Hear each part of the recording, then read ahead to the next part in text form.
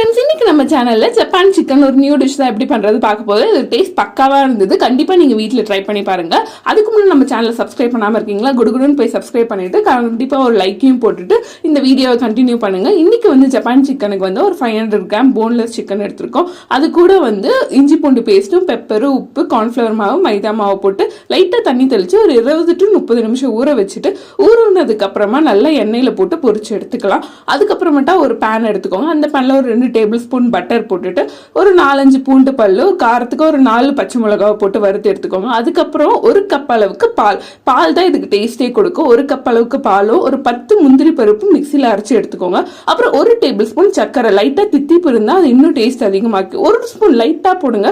இது நல்லா கொதிச்சு வந்த பிறகு நம்ம வறுத்து எடுத்து சிக்கனை போட்டு நல்லா சுண்டி வர வரைக்கும், நல்லா திக்காகிற கன்சிஸ்டன்சி வர வரைக்கும் கிண்டி விட்டு லாஸ்டா கொத்தமல்லி போட்டு இறக்கிடுங்க. டேஸ்ட் பக்காவா இருந்தது. எப்படி இருந்தது ட்ரை பண்ணிட்டு கமெண்ட் பண்ணுங்க. பை.